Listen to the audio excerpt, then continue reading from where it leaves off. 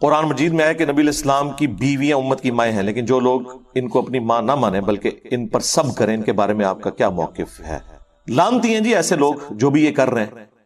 باقی اگر آپ کا اشارہ اہل تشیع کی طرف ہے جو آپ نے بریکٹ میں لکھا، تو شیعہ تو وہ شیعہ ہی نہیں ہے جو امہات المومنین کا احترام نہ کرے۔ یہ تو مفتی اعظم ایران خامنائی صاحب نے باقاعدہ فتویٰ دیا ہے کہ اہل سنت جن کو مقدسات سمجھتے ہیں ان کی توہین کرنا حرام ہے، اور اس میں انہوں نے اسپیسیفکلی امہات المومنین کا ذکر کیا ہے۔ امہات المومنین کے اوپر کوئی بھی ان کو کافر نہیں مانتا، نہ ان پہ کوئی لعنت کا قائل ہے۔ رہ گیا وہ یاسر الحبیب جو غالی رافضی ہے، وہ تو امام خمینی کو بھی کافر سمجھتا ہے۔ جو اتنے غالی ہیں کہ وہ اپنے شیعہ اماموں کو بھی کافر کہیں اپنے اس فرقے کے اندر، تو ان لوگوں کو آپ اس حوالے سے پیش نہ کریں، آپ ان علماء کی بات کریں جو علماء ان کی ڈرائیونگ سیٹ کے اوپر بیٹھے ہوئے ہیں، کہ ان میں سے کون ہے جو امہات المومنین کی توہین کرتا ہے۔ ذاکرین نے بھی اگر کوئی کبھی روڈ لینگویج یوز کی ہے تو وہ ان کی اپنی ذاتی لینگویج ہے، ورنہ شیعہ میں بھی جو ذمہ دار علماء ہیں وہ قطعاً امہات المومنین کی توہین نہیں کرتے۔ وہ کہتے ہیں کہ امہات المومنین کو رسول اللہ کے ساتھ نسبت ہے، اور کیسے انکار؟ قرآن میں آیا کہ نبی کی بیویاں امت کی مائیں ہیں، لیکن امت کی ماں ہونے کا مطلب قطعاً یہ نہیں ہے کہ ہم نبی کی بیویوں کو معصوم مانتے ہیں، ایسا نہیں ہے۔ ٹھیک ہے، انسان ہونے کے ناطے اگر کسی سے غلطی ہوئی ہے، ان کا اور اللہ کا معاملہ ہے، ہم ان کا احترام کریں گے رسول اللہ کی نسبت کی وجہ سے صلی اللہ علیہ وآلہ وسلم۔ اور قرآن میں تو یہاں تک آیا ہے، نبی کی بیویوں تم عام عورتوں کی طرح نہیں ہو، اگر تم نے بے حیائی کی تو تمہیں دگنا عذاب ہوگا۔ اب یہ اتنے سخت الفاظ اسی لیے آئے ہیں کہ اللہ تعالیٰ کے ساتھ کسی کی کوئی رشتہ داری نہیں، ہم نے تو نبی علیہ السلام کی ہر چیز کا احترام کرنا ہے۔ بخاری میں ایک تابعی کا قول ہے، وہ کہتے ہیں رسول اللہ کا ایک بال میرے پاس ہونا دنیا اور جو کچھ دنیا کے اندر ہے اس سے بڑھ کر مجھے محبوب ہے۔ تو نبی علیہ السلام کی جو بیویاں ہیں ان کی محبت تو ہمارے ایمان کا حصہ ہے، وہ ہماری مائیں ہیں۔ ٹھیک ہے، سیدہ عائشہ کے حوالے سے سلام اللہ علیہا جو جنگ جمل کا مسئلہ ہوا ہے، وہ بھی ایک واقعہ تھا۔ اس کے بعد سیدہ عائشہ اس پر خود شرمندہ تھی، سیدنا علی نے انہیں احترام کے ساتھ رخصت کیا، بلکہ سیدہ عائشہ کی جان بخشی ہی حضرت علی کی وجہ سے ہوئی تھی۔ حضرت علی کے ساتھی حضرت علی سے اجازت مانگ رہے تھے کہ ہم جو ہے نا اس بڑے اونٹ کو گرا دیں جس پہ حضرت عائشہ سوار ہیں، کیونکہ اسی کی وجہ سے باقی فوجیوں کی ہمت تھی۔ ظاہر ہے کہ وہ لیڈ کر رہی تھی نا ام عائشہ جنگ جمل میں، تو سیدنا علی نے آخری درجے تک اس کو اوائڈ کیا، اور جب بالکل فتنہ جنگ کا بڑھ گیا اور وہ اونٹنی کے اس اونٹ کے پاؤں کاٹے گئے، تو جب ہودج نیچے آیا تو سیدنا علی نے احترام کے ساتھ سیدہ عائشہ کو ان کے بھائی محمد بن ابی بکر کے ساتھ، جو حضرت علی نے جن کی پرورش کی تھی، کیونکہ محمد بن ابی بکر کی والدہ اسما بنت امیس کے ساتھ حضرت علی نے شادی کر لی تھی جب حضرت ابو بکر کی ڈیتھ ہوئی ہے، ان کے ساتھ ان کو روانہ کیا اور کہا تو اب بھی میری ماں ہے، تیرا احترام اپنی جگہ، لیکن یہ جو معاملہ ہوا اس پہ حضرت عائشہ پوری زندگی شرمندہ تھی۔ جنگ جمل پہ میری ویڈیو دیکھ لیں آپ، میں نے ساری احادیث ایک جگہ جمع کی ہیں، تو وہ احترام اپنی جگہ ہے۔ تو اس کے اوپر میری پہلے بھی کئی ایک ویڈیوز ریکارڈ ہو چکی ہیں۔ تو جو توہین کرنا ہے، میں تو اس سے اگلی بات کرتا ہوں، لوگ مسلمان ہو کے رسول اللہ کی توہین کر رہے ہیں، آپ صرف ایک فرقے کو کیوں ٹارگٹ کرتے ہیں؟ جس طرح ختم نبوت کے مسئلے میں صرف قادیانیوں کو ٹارگٹ کیا ہوا ہے، کیا چشتی رسول اللہ، اشرف رسول اللہ کا دفاع کرنا، اسے پرنٹ کرنا، اس کے حق میں مناظرے کرنا، یہ ختم نبوت پہ ڈاکہ نہیں ہے؟ کیا ہمارے یہی جذبات بریلوی اور دیوبندیوں کے لیے ہوتے ہیں جو قادیانیوں کے لیے ہوتے ہیں؟ تو اس کا مطلب ہے ہم جذبات کی رو میں بہ گئے۔ اسی طریقے سے شیعہ اگر امہات المومنین کی توہین کر رہے ہیں تو سنی تو رسول اللہ کی توہین کر رہے ہیں، ہم انہیں حدیث دکھاتے ہیں بلکہ اللہ کی توہین کر رہے ہیں، قرآن کی آیت پیش کرتے ہیں۔ وہ کہتے ہیں جی ہمارے بزرگوں نے تو کہا تھا کہ سن فریاد پیرا دیا پیرا، میری فریاد سنی کن تھر کے ہو۔ آپ لاکھ کہتے رہو ایاک نعبد و ایاک نستعین، ہم نے نہیں ماننا۔ آپ بے شک ہمیں بتاؤ یا حی یا قیوم برحمتک استغیث، ہم نے نہیں ماننا۔ آپ حدیث نبی کی بتاؤ، ہم نہیں مانیں گے۔ تو توہین تو ہر جگہ موجود ہے۔ اب نکالنا کیا ہے اس میں سے؟ اصلاح کرنی ہے۔ پہلا عقیدہ تھانوی رسول اللہ والا جو واقعہ ہے، جسے یہ ہر جگہ کہتے ہیں خواب خواب خواب، اتنی ڈٹائی کے ساتھ مسلسل اتنی دفعہ جھوٹ بولنا کہ یہ خواب تھا خواب تھا خواب تھا، اللہ کو آپ لوگوں نے کیا منہ دکھانا ہے؟ آپ کے بڑے کو بھی شرم آئی ہے، اس نے بھی اپنے مرید کے خط کے جواب میں یہ نہیں کہا کہ اس خواب میں تسلی تھی، اس نے بھی کہا اس واقعے میں تسلی تھی۔ الامداد رسالہ جو اشرف تھانوی صاحب کے زمانے میں وہ نکالا کرتے تھے، جس میں وہ سوالات کے جوابات بھی دیا کرتے تھے، یہ کوئی کتاب نہیں ہے. اکثر لوگ پوچھتے ہیں کتاب کہاں سے ملے گی. یہ کتاب نہیں, یہ ان کا ماہنامہ ایک رسالہ نکلتا تھا. ظاہر ہے وہ ان کی زندگی میں نکلتا تھا, ختم ہو گیا. آج تک یہ تھانوی رسول اللہ والے واقعے کی وجہ سے زندہ ہے وہ رسالہ. رسالے تو انہوں نے کئی لکھے ہیں. رسالوں پہ اگر ہم آئیں تو ایک رسالے میں ان کو ایک مرید نے کہا کہ میں نے خواب میں دیکھا ہے کہ سیدہ عائشہ آپ کے گھر آئی ہیں. تو تھانوی صاحب نے اس کی تعبیر کی کہ ایک کم سن لڑکی میرے ہاتھ لگے گی, ولیعوذ باللہ تعالی. کیونکہ جب سیدہ عائشہ رسول اللہ کے عقد میں آئی تھیں ان کی عمر کم تھی. یہ ان لوگوں کا علمی لیول ہے. گھر میں ماں آ رہی ہے اور یہ کہہ رہے ہیں کہ کم سن لڑکی میرے ہاتھ لگے گی, کیونکہ کچھ دنوں بعد انہوں نے ایک مریدنی سے شادی کر لی اور اسی کے لیے شاید مرید نے پہلے خواب گھڑا تھا کہ جی یہ تو اشارہ ملا تھا. یہ بھی الامداد رسالے میں موجود ہے. تو اس رسالے کو ہم ڈسکس کرنا شروع کریں تو بہت ساری باتیں نکلیں گی. تو یہ الامداد رسالے کا وہ والا حصہ جو تھانوی رسول اللہ والے واقعے کا ہے, یہ زندہ صرف اس لیے ہے کہ اسے پرنٹڈ فارم میں بریلوی لے کے آ رہے ہیں. وہ تو ایک دفعہ چھپ گیا رسالہ. مثلا آج کی ڈیٹ میں جو جنگ اخبار چھپا ہے, یہ تو نہیں کہ 100 سال بعد بھی آپ وہ اخبار نکال سکتے ہیں کہ چھپتا آ رہا ہے چھپتا آ رہا ہے. وہ 100 سال پرانی کاپی نکالیں گے. لیکن یہ وہ رسالہ ہے جو ہزاروں میں بریلوی چھاپتے ہیں ان کو بدنام کرنے کے لیے. جب ختم ہوتا ہے پھر مارکیٹ میں پھینک دیتے ہیں. کتاب نہیں ہے یہ, رسالہ ہے, ماہنامہ. ہماری ویب سائٹ پہ بھی رکھا ہوا ہے پی ڈی ایف فارمیٹ میں, ہم یہاں پر بھی ایڈ کر دیں گے. اس رسالے میں ایک شخص اپنی لائف سٹوری سناتا ہے, جس طرح ہمارے اسٹوڈنٹ بھی سناتے ہیں. وہ لائف سٹوری میں کہتا ہے کہ حضرت کے ساتھ میری عقیدت جو ہوئی اس کے بعد سے میرے ساتھ یہ ایکسپیرینسز ہوئے. اور وہ حضرت کو کہتا ہے حضور, جو ہمارے کراچی کے مفتی صاحب نے حضور صلی اللہ علیہ وسلم پڑھ دیا. اس بیچارے نے کوئی تیاری بھی نہیں کی تھی کہ یار میں دیکھ لوں یہ حضور کس کو کہہ رہا ہے. وہ حضور اس میں تھانوی صاحب کو کہہ رہا ہے. تو حضور ہی کا خیال رہا. تو مفتی صاحب کہتے ہیں دیکھیں حضور صلی اللہ علیہ وسلم کا خیال آ رہا ہے. وہ صلی اللہ علیہ وسلم کو لو ہی لاتا, وہ حضور کہہ رہا ہے تھانوی صاحب کو. وہ کہتا ہے کہ جی جب سے آپ کے ساتھ میرا ایک پیری مریدی کا سلسلہ شروع ہوا ہے نا, تو میرے ساتھ ایسے روحانی ایکسپیرینسز ہو رہے ہیں, یا ہمارے نزدیک شیطانی. وہ کہتے ہیں ایک رات میں نے خواب میں دیکھا کہ میں کلمہ پڑھ رہا ہوں, لا الہ الا اللہ اشرف علی رسول اللہ, نعوذ باللہ.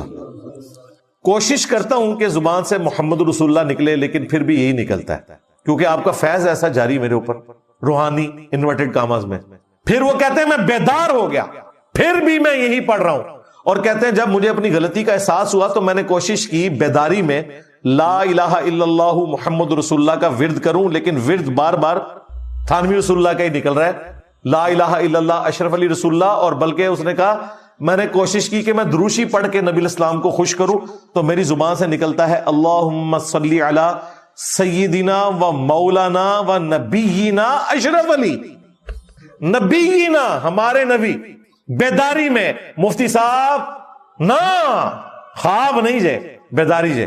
پھر انہوں نے خط لکھا. مجھے بتائیں آج یہ خط آپ زرداری صاحب کو لکھیں, نواز شریف صاحب کو لکھیں, یا عمران خان کو لکھیں کہ میں جب سے آپ کی جماعت میں آیا ہوں نا, تو میں نے خواب میں دیکھا کہ میں آپ کے نام کا کلمہ پڑھ رہا ہوں, اور بیداری میں بھی کوشش کرتا ہوں صحیح کلمہ پڑھنے کا, لیکن آپ کے نام کا کلمہ نکلتا ہے. میں کہتا ہوں یہ دنیا دار لوگ بھی کہیں گے او توبہ کرو مروان لگا سانو بھی, یہی کہیں گے نا. لیکن تھانوی صاحب مزے لے رہے تھے. انہوں نے کہا نہیں اس واقعے میں تسلی ہے کہ تمہارا پیر متبع سنت ہے, یعنی جس کی طرف تم رجوع لاتے ہو بعون ہی تعالی, اللہ کی مدد سے وہ چونکہ سنت کا اتباع کرنے والا ہے, اس لیے تم نے میرے نام کا کلمہ خواب میں اور بیداری میں پڑھا. یہ اللہ تعالیٰ کی طرف سے بشارت ہے. لو سامو کہتے ہیں انجینئر صاحب کہتے ہیں یہ ہمارا کلمہ ہے. بھئی کلمہ ہے تو دفاع کر رہے ہو نا. کہتے کلمہ ہوتا تو ہم بار بار اس کا ورد کرتے, وہ تو کر رہا تھا بار بار اس میں. ہاں آپ کا کلمہ اس لیے کہ آپ دفاع کر رہے ہو. مجھے پتا ہے آپ محمد رسول اللہ بھی پڑھتے ہو, بلکہ آپ کے جو حنفی قادیانی بھائی ہیں وہ بھی محمد رسول اللہ ہی پڑھتے ہیں, لیکن ختم نبوت کے اندر انہوں نے باطل تعویل کر لی ہے اور امتی نبی کے نام کے اوپر اس دجال کو کھڑا کیا. ہمیں پتا ہے یہی طریقہ واردات ہوتا ہے. تو وہ کہتے ہیں خواب, یہ تو پہلا جھوٹ پکڑا گیا, اس پہ معافی مانگ, یہ خواب نہیں ہے, بیداری بھی ہے. اور اس کے بعد اس نے درود شریف بھی جو پڑھا ہے وہ تیرے بابے کے اوپر پڑھا ہے, اور تیرے بابے نے اس کو تسلی دی ہے. کراچی کے مفتی صاحب کہتے ہیں اس بیچارے کا کیا قصور, وہ تو خود کہہ رہے مجھے اختیار ہی نہیں, جب کسی کو اختیار ہی نہیں اس کی زبان سے کچھ بھی نکل جائے. بالکل ہم آپ کے ساتھ ہیں. صحیح بخاری میں حدیث ہے 3 لوگوں سے قلم اٹھ گیا ہے. نمبر 1 سویا ہوا شخص, نمبر 2 مجنون پاگل مجذوب کلندر, اور تمہارے یہ مریدین سارے اسی کیٹیگری میں آتے ہیں. اور نمبر 3 نابالغ مان لیا. اور صحیح مسلم میں حدیث ہے کہ نبی علیہ السلام نے توبہ قبول کرنے والے کی مثال بیان کی اور اس کے اینڈ پہ کہا کہ اس شخص نے کہنا تھا کہ اے اللہ میں تیرا بندہ تو میرا رب، لیکن زبان لڑکھڑا گئی اور اس نے کہا تو میرا بندہ میں تیرا رب، لیکن آگے الفاظ ہے من شدت الفرح، خوشی کی شدت کی وجہ سے زبان لڑکھڑا گئی. یہ نہیں ہے کہ پڑھوانا شروع کر دیا. یہاں پہ یہی ہوا ہے. اگر اسے اختیار نہیں تھا تو ہم بابی کو نہیں بابے کو کہہ رہے ہیں کہ چلو بابی کو تو نہیں تھا، بابے کے ماننے والے کو، بابے کو جب خط ملا اس کا تو کام تھا نا کہ بھائی توبہ کر، شیطان چڑھا ہوا ہے تیرے اوپر. وہ کہتا ہے نہیں، اس واقعے میں تسلی تھی. کسی مسلمان کے سامنے آپ یہ جسٹیفائی نہیں کر سکتے چونکہ انہوں نے اپنے علماء کو خدا مانا ہوا ہے. اتخذوا احبارهم ورهبانهم اربابا من دون اللہ. یہود و نصارہ نے بھی اپنے علماء کو، درویشوں کو، احبار اور رہبان کو رب مان لیا تھا اللہ کے مقابلے پر، اس لیے یہ ان کی غلطی ماننے کے لیے تیار ہی نہیں ہے. اسی کانٹیکسٹ میں وہ ترمذی کی حدیث ہے، عدی بن حاتم نے عرض کیا اے اللہ کے محبوب علیہ السلام میں کرسچن تھا لیکن ہم نے کبھی اپنے علماء کو رب نہیں مانا. تو آپ نے فرمایا تم ان کی حلال کردہ چیزوں کو حلال اور حرام کردہ چیزوں کو حرام نہیں مان لیتے تھے؟ ان کا ایسے ہی تھا. فرمایا یہی تو ان کو رب بنانا ہے. اب ادیب نے حاتم اگر دیوبندی ہوتے تو کہتے کہ یا رسول اللہ علماء سے ہی تو پوچھ کے چلنا ہے، میں اور کیا کرتا. نبی علیہ السلام یہی کہہ رہے تھے ادیب نے حاتم تم نے کر لینا تھا غور کہ کتابوں کا خدا اور ہے اور تمہارے بابوں کا خدا اور. بابوں اور بزرگوں اور علماء کی باتیں بھی تم نے کتابوں پر پیش کرنی ہے. یہی ہم کہہ رہے ہیں کہ مرنے سے پہلے اے مسلمان کر لے اس پہ غور، کتابوں کا خدا اور ہے، بابوں کا خدا اور. تو یہ بالکل انہوں نے جھوٹ بولا کہ خواب تھی، وہ بیداری بھی تھی، اور اس میں بابے کا قصور یہ ہے کہ اسے یہ باطل تعویل کرنے کی بجائے اس کو توبہ کی طرف آمادہ کرنا چاہیے تھا. کیا سیدنا ابو بکر، عمر، عثمان و علی رضی اللہ عنہم اجمعین وعلیہم السلام اجمعین کے زمانے میں لوگ ان کے بیعت ہونے سے پہلے ان کے ناموں کے کلمے خواب اور بیداری میں پڑھا کرتے تھے؟ شکر کرو کہ حضرت عمر زندہ نہیں ہے، ان کی تلوار نکل آنی تھی. انجینئر صاحب کی تو صرف زبان نکلتی ہے. بچ گئے ہو، پر میری زبان سے نہیں بچو گے. تو یہ پہلا ریفرنس جس کے اوپر یہ باطل تعویل کرتے تھے میں نے کھول کر بیان کر دیا. یہ پہلا عقیدہ ہے. دوسرا عقیدہ، تھانوی صاحب چونکہ چشتی سلسلے کے ایک شیخ بھی تھے، انہوں نے چشتیہ کے حق میں کتاب لکھی السنت الجلیہ فی الچشتیۃ العلیہ، ایک واضح روشن طریقہ جو سلسلہ عالیہ چشتیہ کے حوالے سے ہے. اس میں چشتی رسول اللہ والا واقعہ جو فوائد السالکین میں تھا اس کا دفاع کیا تھانوی صاحب نے. چشتی رسول اللہ صرف بریلویوں کے کھاتے میں نہیں ہے، دیوبندیوں کے کھاتے میں بھی ہے، اور دفاع بالکل ٹھیک کیا کیونکہ تھانوی رسول اللہ بھی تھے مارکیٹ ہی چاہنا سی نا، تو چشتی رسول اللہ سے دفاع سے پڑھتا سی نا. اور ایسی باطل تعویل کی کہ ان لوگوں کا علمی لیول، لوگ کہتے ہیں 800 کتابیں لکھی، پتہ نہیں کتنے بہ کے لکھتے رہے. وہ اس واقعے کو ڈیفینڈ کر رہا ہے کہ یہ جو معین الدین چشتی نے کلمہ پڑھوایا نا اپنے مرید سے، وہ کہتے ہیں اس کی تعویل یہ ہے کہ وہ جو رسول اللہ کہہ رہے تھے اس سے مراد اپنے آپ کو رسول نہیں کہہ رہے تھے، وہ کہہ رہے تھے میں رسول اللہ کا رسول ہوں، یعنی نبی علیہ السلام کی طرف سے میں نمائندہ ہوں. حالانکہ اس میں سیدھا لکھا ہوا ہے چشتی رسول اللہ. اور وہ کہتے ہیں کہ یہ تو طریقہ ہے صحابہ کرام کا. اس پہ وہ حدیث جامعہ ترمذی اور سنن نبی داؤد کی لے کر آئے کہ ایک صحابی کو نبی علیہ السلام نے اپنی طرف سے نمائندہ بنا کے میدان عرفات میں اناؤنسمنٹ کے لیے بھیجا، تو انہوں نے وہاں کہا انی رسول اللہ الیکم، بے شک میں رسول اللہ کی طرف سے تمہاری طرف پیغمبر بنا کر بھیجا گیا ہوں، ان کا پیغام لے کر آیا ہوں. اس میں انی رسول اللہ نہیں ہے، انی رسول. اب رسول عربی زبان میں پیغمبر کو بھی کہتے ہیں، ڈاکیوں کو بھی کہتے ہیں. رسول امن گاندھی کو لکھا تھا سعودیہ والوں نے جب پہلی دفعہ گاندھی صاحب گئے تھے، رسول امن، امن کا پیغمبر، سفیر. تو وہاں الفاظ ہے انی رسول اللہ الیکم، میں رسول اللہ کی طرف سے تمہاری طرف پیغام لے کر آیا ہوں. اس نے کہا کہ یہ چشتی رسول اللہ بھی جو کہہ رہا تھا، تو یہ چشتی رسول اللہ پھر یہ کہہ رہا ہوتا، وہ ہوتا چشتی رسول اللہ علیکم، پھر گال ہونی سی. دیکھو بابوں کو بچانے کے لیے کس گندگی میں جا کے گرتے ہیں. یہ نانا لکھا ہے حکیم الامت، اپنے علاج کر لیندے حکیم الامت صاحب. ایسے حکیم وہ والا ہے جو ڈاکٹر اقبال کو بھی کہا جاتا ہے حکمت کی بات کرنے والا. وہ نہ سمجھیو کہ ہربل والا کوئی حکیم ہے. اور بریلوی کہتے ہیں مریض الامت. اور یہ تھانوی رسول اللہ کے اوپر بریلویوں نے فتوے دیے ہیں باقاعدہ. یہ نہ سمجھیے گا کہ میں نے غار سے دریافت کیا ہے، کیونکہ ہم بھی بریلوی رہے ہیں، ہمارے تو کمپیٹیٹر ہوتے ہی دیوبندی تھے. وہ بھی کیا دن تھے، ہم بھی ایک جن تھے. آج ہم دیو ہیں، ان جنوں کے بھی پیو ہیں، دیو کے بھی پیو ہیں. دیوبند والا روحانی طور پر میں کہہ رہا ہوں، وہ بگوٹن والا نہیں کہہ رہا، استاد کے طور پہ کہہ رہا ہوں، اسے کوئی ولگر مانا نہیں آپ نے دینا. تو یہ باطل تعویل کی. پھر اس نے کہا کہ دوسری تعویل یہ ہے کہ یہ تو خاص لوگوں کی مجلس تھی، اس سے کسی کا عقیدہ خراب نہیں ہوتا. کوئی پبلکلی تو انہوں نے نہیں کیا. حضرت کتاب تو پبلکلی لکھی ہے نا، انہوں نے کتاب تو پبلکلی سامنے آئی ہے. اس کا مطلب ہے کہ تھانوی صاحب فوائد السالکین کو یہ نہیں مانتے تھے یہ گھڑی ہوئی کتاب ہے. یہ واقعہ فوائد السالکین سے حشر بہشت میں آیا، سبا سنابل میں آیا، اور اعلیٰ حضرت کے گاٹے بھی فٹ ہو گیا. اعلیٰ حضرت بریلوی نے فتاوی رضویہ میں لکھا کہ سبا سنابل وہ خوش نصیب کتاب ہے جو نبی الاسلام کی بارگاہ میں مقبول ہے. اس میں بھی چشتی رسول اللہ نکل آیا. اعلیٰ حضرت گئے، اور اگر اعلیٰ حضرت کو پتہ نہیں چلا تو اعلیٰ حضرت کی بزرگی گئی. اور جو المعروف ٹارزن ہے پیر میر علی شاہ صاحب، جو غلام احمد قادیانی سے نورہ کشتی کرنے کے لیے جانا چاہ رہے تھے، انہوں نے تحقیق الحق فی کلمت الحق میں چشتی رسول اللہ کا دفاع کیا ہوا ہے. شکر ہے لڑائی نہیں ہوئی، بےزتی کرانی سی تسی پلاوے کرے جی بیٹھے رہو. اور وہ پنڈی کا مفتی بار بار کہتا ہے جی اتنی دفعہ انجینئر کو جواب دیا چشتی رسول اللہ پہ، پھر انجینئر بار بار وہ ذکر کرتا ہے، آج تک تو نے جواب نہیں دیا. میں نے یہ پوچھا تھا کہ اے مفتی، اگر چشتی رسول اللہ والی کتاب بدل گئی ہے تو 2009 میں تو نے طالب الرحمان شاہ اہل حدیث کے سامنے چشتی رسول اللہ کا دفاع معرفت کی بات کہہ کے شتیہات کے نام پر کیوں کیا تھا؟ تو رسول اللہ کو کیا چہرہ دکھائے گا قیامت کے دن؟ بابوں کے پیچھے تو نے اپنا ایمان برباد کیا. اس گل کا جواب دے. شبلی بولے اس طرح پڑھ، لا الہ الا اللہ شبلی رسول اللہ. اور ختم نبوت کے ڈاکوؤں، شبلی کو رسول بنانے والوں، لا الہ الا اللہ چشتی رسول اللہ، لا الہ الا اللہ شبلی رسول اللہ. انہوں نے پھر پڑھا لا الہ الا اللہ شبلی رسول اللہ. اب بات یہ انہوں نے شبلی کو کیا کہا؟ کون ہے؟ کافر ہے.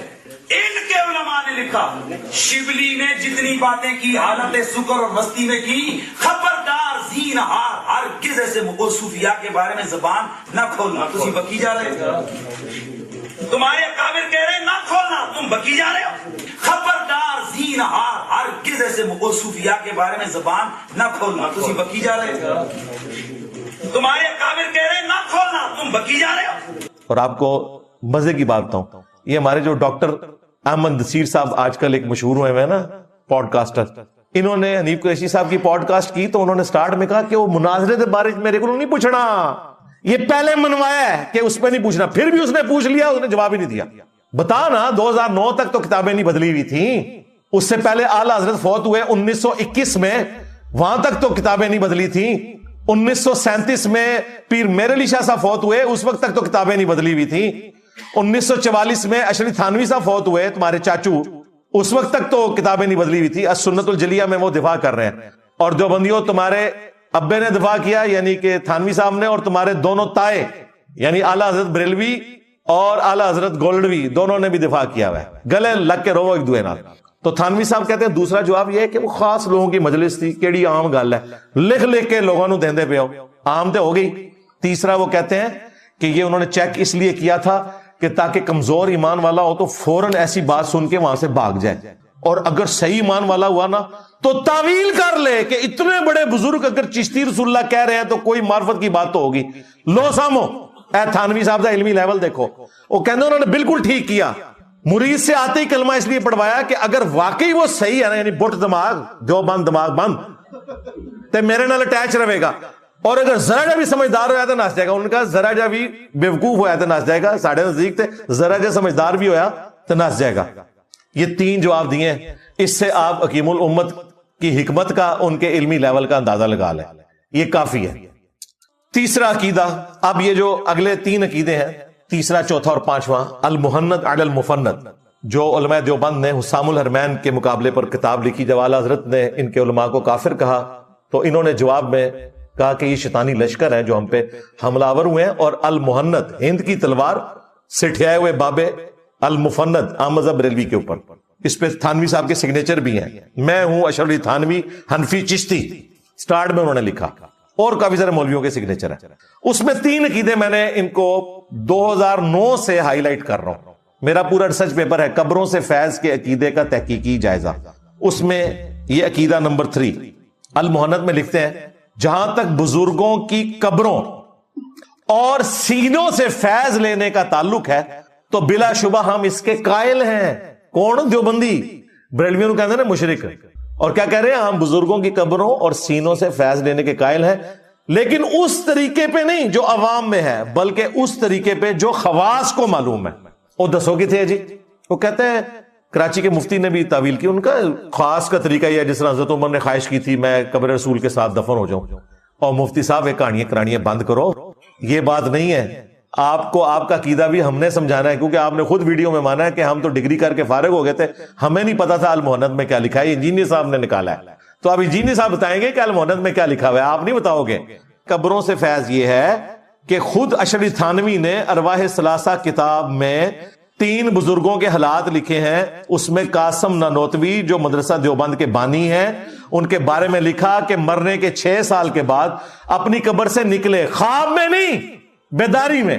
مولویوں کی صلح کروا کے 2 دیوبندیوں کے مولوی آپس میں لڑے تھے، دوبارہ قبر میں واپس چلے گئے. اور وہ کہتے ہیں ہو سکتا ہے کہ روح نے اپنا جسم قبر سے نکالا ہو، یا کوئی مثالی جسم تیار کر کے اس میں روح آئی ہو اور جسمانی طور پہ باہر نکل آئی.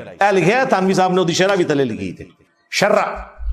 اور جس بابے کے پاس آئے تھے نا، جو کہ قاسم نانوتوی صاحب کے تو بچوں کی مانند تھا، مولوی صاحب، سخت سردیوں کے اندر بھی لحاف کے اندر اس کا پسینہ چھوٹ گیا تھا جب اس نے دیکھا کہ حضرت نانوتوی آ گئے ہیں. ظاہر ہے کہ مردہ اگر آپ کے سامنے آ جائے تو مولوی کا بھی پسینہ نکل جاتا ہے، ہو سکتا ہے کچھ اور بھی نکل گیا ہو. ہاں، مردہ کو دیکھ لے بندہ 6 سال بعد، خواب نہیں. یہ ہے قبروں سے فیض. اس کے علاوہ ان کے بزرگ قبروں کی مٹی چاٹا کرتے تھے. یہ سارے واقعات میں نے قبروں سے فیض کے عقیدے کا تحقیقی جائزہ، کئی واقعات ان کے لکھے ہیں، آج تک یہ جواب نہیں دیکھ سکے ان باتوں کا جس پہ یہ بریلویوں کو تان کرتے تھے. ہم نے بتایا دونوں ایک ہی تھے. بعد میں تھوڑا انہوں نے آپس میں فرینچائز لادا کر لی ہیں، پیچھے سے ایک ہے. اور سینوں سے فیض، وہ تو مشہور زمانہ، میاں لوگ کیا کہیں گے، وہ والا واقعہ. کہتے ہیں جلسے کا موقع تھا، تھانوی صاحب کی بمشکل عمر 16 سال تھی اس وقت. قاسم نانوتوی صاحب کو رشید احمد گنگوئی نے پبلکلی ٹین ایجرز بچوں کے سامنے مدرسوں کے ان کو یہ تعلیم دے رہے ہیں، چرپائی پہ لٹایا. پہلے کہا کہ یہاں ہمارے قریب آؤ، یہاں پر لیٹ جاؤ. پتہ نہیں کیسے کیسے وہ الفاظ ہیں، میں نے وہ اگلے دن سارے سنائے تھے آپ کو. پھر عاشق صادق کی طرح اس کے ساتھ لیٹ گئے اور اپنا ہاتھ اس کے سینے پہ رکھا جیسے ایک عاشق لطف حاصل کرتا ہے. وہ سارا کچھ لکھا ہوا ہے، کیونکہ یہ عشق مجازی سے عشق حقیقی کی طرف جانے والے لوگ ہیں نا، یہ اس وجہ سے وہ کر رہے ہوتے ہیں. تو یہ سینے سے فیض انہوں نے پہنچایا. اور اس کی اگلی قسط وہ اس سے بھی زیادہ خطرناک ہے. جب یہ سینے سے فیض پہنچا رہے تھے نا، تو قاسم نانوتوی صاحب کو تو سمجھ آ گئی کہ یہ کیا ہو رہا ہے. انہوں نے کہا میاں لوگ کیا کہیں گے. تو رشید احمد گنگوئی نے کہا کہ لوگوں کو کہنے دو جو کہتے ہیں، یہ تو دیوبند دماغ بند ہے، کہنے دو جو کہتے ہیں. اگلی قسط یہ ہے، عاشق الہی میرٹھی صاحب جو ان کے بڑے عالم تھے، انہوں نے تذکرۃ الرشید میں ان کے حالات و واقعات لکھے کہ رشید احمد گنگوئی صاحب کہتے ہیں کہ میں نے ایک رات خواب میں دیکھا کہ قاسم میاں دلہن کی شکل میں میرے عقد میں آیا. انہوں نے یہ نہیں کہا کہ میں نے اپنی دلہن خواب میں قاسم کی شکل میں دیکھی ہے، نہیں، قاسم دلہن کی شکل میں میرے عقد میں آیا ہے. اور تنو خواب آئی بھی سی تے ماما لکھنے دی کیڑی ضرورت سی. پھر کہتے ہیں کہ ہمیں ایک دوسرے سے نفع پہنچا جو ایک میاں بیوی کو پہنچتا ہے، وہی جو آپ سمجھ رہے ہیں، وہی. اور اس کی تعویل انہوں نے لکھی ہے، اس خواب کی تعویل یہ ہے کہ رشید احمد گنگوئی نے قاسم نانوتوی کے مرنے کے بعد ان کے سٹوڈنٹس کی کفالت کرنی تھی، اور واقعی بعد میں انہوں نے کی بھی. قاسم نانوتوی صاحب تو 47 ایئرز کی ایج میں فوت ہو گئے تھے، یعنی آلموسٹ میری جتنی ان کی ایج تھی، بلکہ مجھ سے بھی چھوٹی ایج میں وہ چلے گئے دنیا سے. اس کے بعد پھر رشید گنگوئی صاحب سٹوڈنٹس کو دیکھتے رہے. وہ کہتے ہیں دیکھیں خواب صحیح بھی ثابت ہوا ہے، خواب میں جو دیکھا جاتا ہے وہ کچھ نہیں ہوتا، اس کی آپ نے تعویل کرنی ہوتی ہے. جو پوری دیہڑی پٹھی گلاں سوچ دے وہ تو خواب ہی نظر آتی ہے. قبروں اور سینوں سے فیض لینے کے قائل ہیں. اے جیڈی فیض. سورۃ النساء کی آیت نمبر 101 آ رہی ہے، انشاءاللہ بقیہ گفتگو اسی آیت کے کانٹیکسٹ میں ہوگی. یہ بڑی اہم ترین آیت ہے. اس کے کانٹیکسٹ میں انشاءاللہ میں نماز قصر، مسافر کی نماز، مسافت کتنی ہو تو اس پہ قصر نماز والا معاملہ ہوگا، یہ ساری ڈیٹیلز جو ہے نا کوشش کروں گا باقی کے وقت میں تیزی سے کور کروں انشاءاللہ تعالی. پہلے اس آیت مبارکہ کو کور کر لیتے ہیں. وَإِذَا ضَرَبْتُمْ فِي الْأَرْضِ، اور جب تم زمین میں سفر کرو، فَلَيْسَ عَلَيْكُمْ جُنَاحٌ، تو تم پر کوئی حرج نہیں ہے، کوئی گرفت نہیں ہے، کوئی حرج نہیں ہے، ان تقصروا من الصلاۃ، کہ تم نماز میں قصر کر لیا کرو، یعنی نماز مختصر کر لیا کرو۔ وہ ڈیٹیلز جو ہیں وہ قرآن میں نہیں آئی ہیں، وہ سنت میں ہے، یعنی صحیح الاسناد احادیث۔ اس سے یہ بات پتہ چلی کہ قرآن کی پریکٹیکل ایپلیکیشن ایک مسلمان کے اوپر اس وقت ہوگی جب وہ سنت کو بھی مانے گا، ورنہ وہ قرآن کا بھی منکر ہوگا۔ اسی لیے ہے نا سورۃ النساء کی آیت نمبر 80 میں من یطع الرسول فقد اطاع اللہ، جو رسول اللہ کی اطاعت کرتا ہے تو وہ اللہ کی اطاعت کرتا ہے۔ اللہ کی اطاعت اب کرنی ہے، نماز قصر کرو، تو یہاں تو نہ نماز کی پوری رکھتے ہیں بھی موجود نہیں، قصر کہاں سے کرنی ہے؟ طریقہ بھی کوئی نہیں، وہ سنت کی طرف۔ سنت کو ماننا قرآن کو ماننا ہے، اور کسی چیز کا سنت میں ہونا قرآن کا عیب نہیں ہے، کیونکہ قرآن ہی نے سنت کی طرف ہماری رہنمائی کی۔ قرآن کا ٹاپک عقیدہ ہے، سنت اعمال کو ڈیٹیل سے بیان کرتی، لہذا قرآن کا یہ عیب نہیں ہے کہ اس میں نماز کا طریقہ نہیں ہے، وہاں نماز کی فرضیت آئی اور چند ایک احکامات، باقی سنت کی طرف قرآن نے ہماری رہنمائی کی۔ ان خفتم ان یفتنکم الذین کفروا، اگر تمہیں اس بات کا خوف ہو کہ تمہیں کافر فتنے میں ڈال دیں گے، آزمائش میں، مصیبت اور تکلیف میں، تو اس سے بچنے کے لیے نماز بھی مختصر کر لو تاکہ جلدی سے نماز سے فارغ ہو جاؤ۔ بلکہ اس سے اگلی جو آیت آئے گی اس میں تو نماز خوف کا ذکر ہے، اس میں تو اور مختصر نماز کر دی گئی۔ ان الکافرین کانوا لکم عدوا مبینا، بے شک جو کافر ہیں وہ تمہارے کھلے دشمن ہیں۔ تو ظاہر ہے اب وہ دشمن ہیں تو پھر ان سے بچنے کے لیے تمہیں نماز میں قصر کی اجازت دی جا رہی ہے۔ اب یہ آیت بالکل واضح ہے کہ قصر نماز یہ آپشن ہے نہ کہ obligation، یعنی یہ اجازت ہے نہ کہ حکم ہے کہ ضرور کرنی ہے، کیونکہ الفاظ دیکھیں نا، فَلَيْسَ عَلَيْكُمْ جُنَاحٌ، کوئی تم پہ گرفت نہیں ہے، ان تقصروا من الصلاۃ، کہ نماز مختصر کر لو، قصر کر لو اس کے اندر، تو کوئی حرج نہیں۔ مراد یہ ہے کہ اگر مختصر پڑھ لیتے ہو تو کوئی حرج نہیں، اگر پوری پڑھ لیتے ہو تو کوئی گناہ بھی نہیں، اور اس کو سپورٹیو احادیث بھی ہیں۔ لہذا حنفیوں کا یہ موقف جو ہے نا کہ نماز قصر کرنا واجب ہے، اور اگر کوئی قصر نہیں کرے گا تو اس کی نماز ہی نہیں ہوگی۔ وہ کہتے ہیں کہ آپ مسافر تھے اور زور کے 4 فرض پڑھ لیے تو آپ کے 2 بھی نہیں ہوئے، چلو تھوڑا رحم کھاتے کہتے 2 ہو گئے، 2 نفل لکھے جائیں گے، تو تب بھی ہم ان کو کوئی تھوڑا بینیفٹ آف ڈاؤٹ دیتے۔ انہوں نے اتنی بڑی کہانی بنائی کہ وہ 4 کے 4 ہی ضائع۔ سر قرآن پڑھیں، کوئی حرج نہیں، یہ انداز ہی بتا رہا ہے کہ یہ obligation نہیں ہے، آپشنل ہے۔ اس میں ایک ابہام ہے، وہ یہ ہے کہ ساتھ ایک شرط لگائی، ان خفتم ان یفتنکم الذین کفروا، اگر تمہیں یہ خطرہ ہونا کہ کافر تمہیں فتنے میں ڈال دیں گے، آزمائش میں ڈال دیں گے، یعنی حالت امن نہ ہو، تو پھر قصر کرنے کی اجازت ہے۔ مراد کیا ہوا کہ اگر حالت امن ہے تو پھر یہ اجازت کوئی نہیں ہے، یہ مطلب نکلتا ہے نا اس میں سے۔ لیکن سنت اس کی ایکسپلینیشن کرتی، وہ یہ کرتی ہے، یہ والا مطلب اب لینے کے لیے اس لیے تیار نہیں ہے کہ سنت میں اس کی ایکسپلینیشن آ گئی۔ صحیح مسلم میں حدیث ہے، ایک شخص نے سیدنا عمر سے پوچھا، یہ قرآن میں تو آیا ہے کہ جب تم حالت امن کا تمہیں یعنی خطرہ ہو، اگر کہ امن کی حالت نہیں ہے اور دشمنوں سے خوف ہے، پھر تم قصر کرو۔ تو اب تو ہم کثرت میں ہیں، حالت امن ہے، حالت خوف ختم ہو چکی ہے، تو لہٰذا اب قصر بھی نماز کی سہولت ہم سے ختم ہو چکی۔ تو سیدنا عمر نے کہا کہ سیم یہی سوال میں نے بھی رسول اللہ سے کیا تھا صلی اللہ علیہ وسلم۔ تو آپ نے فرمایا تھا، عمر یہ اللہ کی طرف سے صدقہ اور تحفہ ہے، اسے قبول کرو عام حالت کے لیے بھی، یعنی یہ اللہ تعالیٰ نے عام حالت کی، لہذا سنت نے اس کا دائرہ کار اور وسیع کر دیا کہ اسپیسیفکلی خوف میں تو ہے یہ، لیکن حالت امن میں بھی اللہ نے یہ تمہارے لیے آسانی ہے کہ تم اس کو اویل کر سکتے ہو۔ اور اس حد تک کہ صحیح بخاری میں امام بخاری نے چیپٹر کی ہیڈنگ میں لیا ہے، قربان جاؤں، اور مولا علی کے نام کے ساتھ لکھا ہے علی ابن ابی طالب علیہ السلام اس میں، اور امام بخاری ہیڈنگ میں لے کے آئے کہ علی ابن ابی طالب علیہ السلام۔ یہ امام بخاری کو کوئی ایران سے فنڈنگ نہیں آتی تھی سر، ہاں یہ بے فکر ہے۔ وہ جب خلیفہ تھے تو وہ جب سفر سے واپس آتے تو کوفے کے گھر وہ دیکھ رہے ہوتے تھے، لیکن کوفہ سٹی میں ابھی داخل نہیں ہوتے تھے، تو باہر ہی وہ نماز قصر کر کے پھر ساتھیوں کے ساتھ داخل ہوتے تھے۔ تو لوگ پوچھتے تھے کہ حضرت اب تو ہم گھر پہنچ گئے، تو وہ کہتے تھے نہیں، اللہ کی فیسلٹی سے فائدہ اٹھاؤ۔ تو وہ اللہ کے تحفے کو اس حد تک قبول کرتے تھے۔ امام بخاری نے یہ جو ایک مولا علی کا یعنی قول نقل کر کے، ان کا عمل نقل کر کے، اس معاملے کو ایسا کھول کے بیان کر دیا کہ آپ کو یہ گلا نہیں کر سکتا کہ آج ٹرین میں سفر ہوتا ہے، آج ایئر کنڈیشن سفر ہے، آج ہوائی جہاز میں، لہٰذا اب آسانی، بھئی جب سب کچھ سامنے نظر آ رہا ہے تب بھی اس کو آسانی کو اویل کرنا ہے۔ اللہ تعالیٰ خوش ہوتا ہے کہ کوئی آسانی کو اویل کرے۔ اب آ جائیں ان احادیث کی طرف. صحیح بخاری اور صحیح مسلم دونوں میں حدیث ہے. اما عائشہ سلام اللہ علیہا کہتی ہیں کہ شروع میں نماز ہوتی ہی 2 رکعت تھی. آپ پتہ نا قیام اللیل بھی 2 رکعت 2 رکعت 2 رکعت، جب 5 نمازوں کی ٹائمنگ نہیں تھی. پھر جب مدینہ شریف لوگ ہجرت کر کے آئے تو اللہ تعالیٰ نے نماز کو 4 رکعت کر دیا، لیکن سفر میں 2 ہی باقی رکھی. یعنی ظہر کے 2 فرض ہوتے تھے پہلے، وہ 4 کر دیے، لیکن سفر میں 2 ہی ہیں. اسی طریقے سے عصر کے بھی، عشاء کے بھی اور فجر کے تو ہے ہی 2 ہیں، وہ 2 ہی رہنے.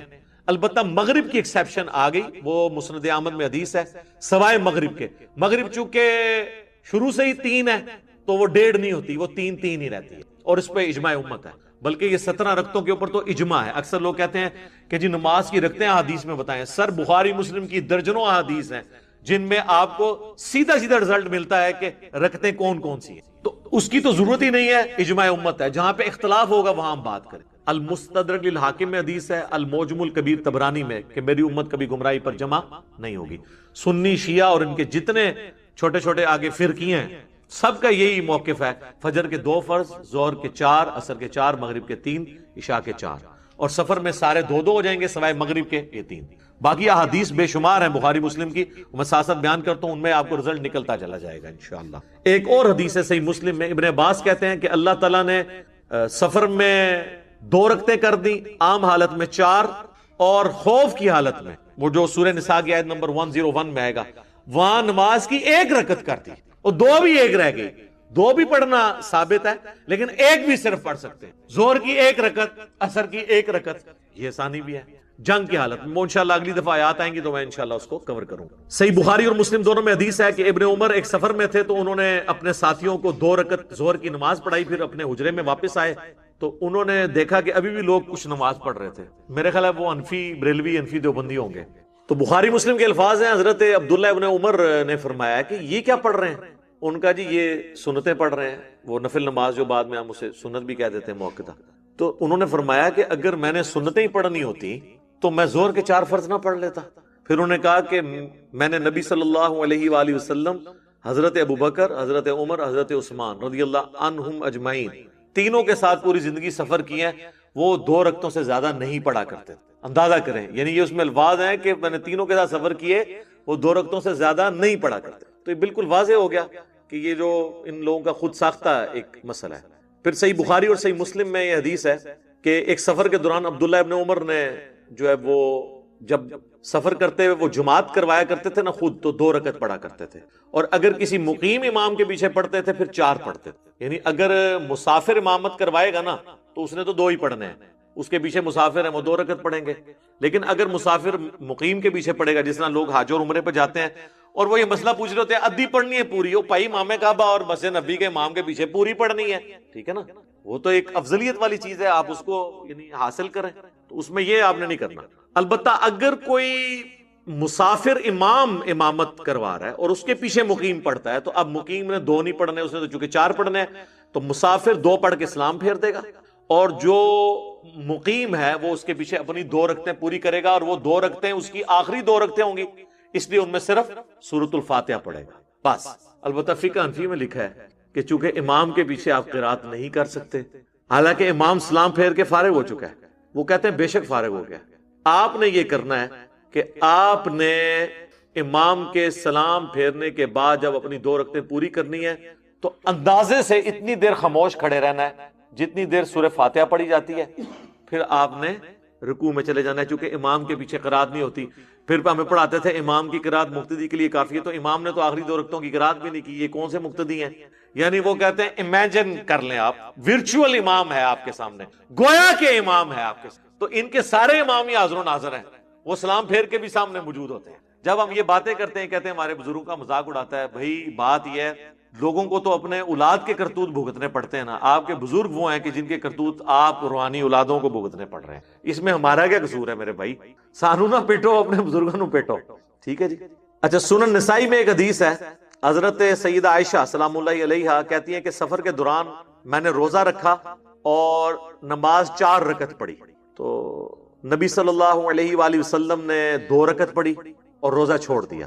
بعد میں جب میں نے اللہ کے نبی سے ذکر کیا تو نبی صلی اللہ علیہ وآلہ وسلم نے فرمایا احسنتی یا عائشہ، اے عائشہ تم نے اچھا کام کیا، اور مجھ پر بھی کوئی الزام نہیں. یہ حدیث اس بات کا ثبوت ہے کہ اگر سفر میں کوئی روزہ رکھ لے یا نماز پوری پڑھ لے تو یہ جائز ہے. بلکہ بخاری مسلم میں حدیث ہے حضرت عائشہ سفر میں پڑھتی ہی 4 رکعت تھی اور وہ کہتی ٹھیک ہے میں زیادہ یعنی وہ اس طرف جا رہی ہوں, اگر فیسلٹی نہیں بھی اویل کر رہی تو اس چیز کو کوئی برا نہیں مانا گیا. حتیٰ کہ سنن دارقطنی میں یہ حدیث ہے اور مشکات کے اندر بھی موجود ہے کہ نبی صلی اللہ علیہ وآلہ وسلم سفر میں بعض اوقات 2 فرض بھی پڑھ لیتے تھے, بعض اوقات 4 بھی پڑھ لیتے تھے. دونوں طریقے سے ثابت ہے, لیکن عمومی عمل آپ کا 2 فرض ہے جو عبداللہ ابن عمر نے نقل کیا. تو اس سے یہ بھی بات پتہ چلی کہ آپ یعنی مسافر کے لیے جماعت والا بھی کوئی ایشو نہیں ہے, کیونکہ سیدہ عائشہ نے اگر جماعت کے ساتھ اس طریقے سے نماز پڑھی ہوتی تو 2 کے بعد انہوں نے بھی اسلام پھیرا ہوتا. انہوں نے الگ سے اپنے 4 فرض پورے پڑھ لیے اور نبی علیہ السلام نے 2 پڑھے. اس طریقے سے عبداللہ بن عمر کے بارے میں بھی آپ سن چکے ہیں.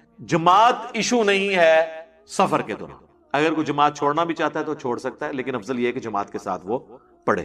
اور بخاری مسلم میں وہ حدیث جو عبداللہ بن عمر کی ہے اس میں ہے کہ اگر عبداللہ ابن عمر سفر میں اکیلے نماز پڑھتے تو 2 رکعت پڑھتے, تو اس سے ثابت ہوا کہ بغیر جماعت کے بھی وہ نماز 2 رکعت پڑھ لیا, اور اگر امام کے پیچھے پڑھتے تو پھر وہ 4 رکعت پڑھتے اگر وہ مقیم امام. لہٰذا جو لوگ حج اور عمرے پہ جائیں, اگر ان کی مسجد نبوی یا روضہ شریف پہ مکہ شریف کے اندر جماعت کے ساتھ نماز رہ جائے, جب وہ اکیلے اپنی پڑھیں گے تو 2 پڑھیں گے, اور اب وہ جماعت کروا لیں وہاں تو جماعت کرنے پہ کوئی پابندی نہیں ہے, آپ جماعتیں کروا سکتے ہیں. تو اگر مسافر کروا رہے ہیں تو 2 پڑھیں, اگر وہاں کا کوئی مقیم کروائے تو پھر اس کے پیچھے آپ 4 پوری کر لیں. بعض اوقات لوگ یہ بھی کرتے ہیں, وہ کہتے ہیں جی اگر امام مقیم ہے تو ہم 2 رکعت پڑھ کے بیٹھ جائیں گے اور ہم اپنا سلام پھیر دیں. اس طرح نہیں آپ کر سکتے, امام سے ہٹ نہیں. اہل تشیع کے ہاں اس طرح ہو جاتا ہے, وہ کہتے ہیں کہ بھئی آپ 2 کے بعد سلام پھیریں اور اگلی 2 میں آپ عصر کی نیت کر لیں. یہاں پہ بھی ہے اس سے ملتا جلتا فقہ حنبلی میں مسئلہ کہ وہ کہتے ہیں ٹھیک ہے 2 پڑھ کے آپ بیٹھے رہیں اور امام کو 4 پڑھنے کا انتظار کریں, اور جب امام چوتھی کے تشہد میں پہنچے تو آپ سکون کریں, اس کو 2 پڑھنے دیں اپنی فالتو, جو آپ کی نظر میں تو وہ فالتو ہے کیونکہ وہ تو مقیم ہے. تو چوتھی میں پھر آپ اس کے ساتھ ہی تشہد پڑھ کے تو سلام دے. اینڈ رزلٹ یہی ہے, صرف 2 رکعتوں کا آپ کو فائدہ ہوا, لیکن سلام امام سے پہلے وہاں بھی نہیں آپ پھیر سکتے. یہ میں نے آپ کو ضمناً ایک مسئلہ بھی اس حوالے سے بتا دیا. بخاری و مسلم میں ایک اور حدیث ہے کہ نبی علیہ السلام جب سفر میں ہوتے تو سواری سے اتر کر فرض نماز ادا کرتے تھے, اور تہجد اور نوافل اور وطر سواری پر ادا کرتے, اور اس چیز کا بھی اہتمام نہ کرتے کہ سواری قبلہ رخ جا رہی ہے یا قبلہ رخ سے ہٹ کے, یعنی استقبال قبلہ صرف فرض نماز کی ریکوائرمنٹ ہے, نفلی نمازوں کی نہیں. آپ اس چیز کی پرواہ نہ کرتے, اور اس میں الفاظ ہے سواری میں بیٹھ کے جب آپ نفل یا وطر ادا کرتے تو رکوع اور سجدہ سر کے اشاروں سے کرتے. اور ابو داؤد میں الفاظ ہے کہ نبی علیہ السلام جب سر کے اشارے سے یہ رکوع اور سجدہ کرتے تو سر کے لیے تھوڑا, یعنی رکوع کے لیے تھوڑا سر جھکاتے اور سجدے کے لیے تھوڑا زیادہ. یہ نہیں ہے کہ آپ نے سامنے پھٹے پہ کوئی سجدہ کرتے تھے جس طرح یہ کرسیاں بنی ہوئی, کرسی پہ بھی اگر کسی نے نماز پڑھنی ہے نا اشارے سے تو وہ رکوع کے لیے اتنا جھکے گا اور سجدے کے لیے اتنا. یہ نہیں ہے وہ ایسے کر کے وہاں میں وہ بنے ہوتے ہیں جناب, وہ اسپائڈر مین بنے ہوتے ہیں یا سپر مین, وہ نہیں, یہ غلط ہے. آپ نے اشارے سے نماز پڑھی, یہ رکوع ہے یہ سجدہ ہے, بس تھوڑا سا فرق کرنا ہے. یہ اللہ نے آسانی دی ہے. قیام بھی تو نہیں نا اب آپ نے کیا کرسی پہ بیٹھے ہوئے یا سواری پہ بیٹھے ہوئے, تو اب آپ کھڑے ہو جائیں گے اس طرح کر کے, تو یہ بھی تو نہیں کر رہے نا. تو باقی چیزوں کو بھی آپ اس طریقے سے مینج کریں. تو اس سے یہ بات پتہ چلی کہ فرض نماز کے لیے آپ کو سواری سے اترنا ہوگا. ٹرین بھی جب کسی جنکشن پہ کھڑی ہو تو آپ وہاں نماز پڑھیں, اپنی گاڑی ہے تو کسی پیٹرول پمپ پہ روک کے پڑھیں, پبلک ٹرانسپورٹ ہے تو اس کا ٹائم اس طرح مینج کریں کہ آپ کو یہ نہ کرنا پڑے. رہ گیا ہوائی جہاز, تو ہوائی جہاز کا تو مسئلہ اور بحری جہاز کا مسئلہ ڈیفرنٹ ہے, چونکہ اسے روکنا ممکن نہیں. بحری جہاز اگر آپ سمندر میں روک بھی لیں وہ ایک جگہ پہ پھر بھی نہیں رہتا, اور نیچے اتر کے آپ مسلح پانی پہ ڈال کے نماز بھی نہیں پڑھ سکتے, وہ تو بزرگ ہی پڑھ سکتے ہیں, وہ بھی کہانیاں. تو وہ بحری جہاز والوں کے لیے مسئلہ ڈیفرنٹ ہے, وہ اس میں صرف استقبال قبلہ کریں گے, نماز پڑھیں, کوئی ایشو نہیں ہے. ٹرین بھی عموماً سیدھی چلتی ہے, اگر نہ رک رہی ہو تو ٹرین میں نماز پڑھ لیں. ویسے تو ہم نے جو نمازیں جمع کرنے کا آپ کو بتایا اس کے تحت تو 6-7 گھنٹے میں تو کوئی نہ کوئی آپ کا اسٹیشن آ ہی جائے گا ایسا. تو نماز آپ ٹرین کے اندر ہی بے شک پڑھ لیں جب رکی بھی ہو, یا نیچے اتر کے آپ اسٹیشن پہ پڑھ لیں. ویسے تو ایران کے اندر تو باقاعدہ نماز کی ٹائمنگ میں وہ ٹرینیں رکتی ہیں اور باقاعدہ عورتوں اور مردوں کی نمازوں کی جگہ الگ بنی ہوئی ہے. آپ دیکھیں کتنی ایک ڈاکومنٹریز اپلوڈ ہوئی ہیں, انسان حیران رہ جاتا ہے. تو کاش ہمارے ملک میں بھی یہ سارا سلسلہ ہوتا تو یہ آسانیاں ہو جاتی.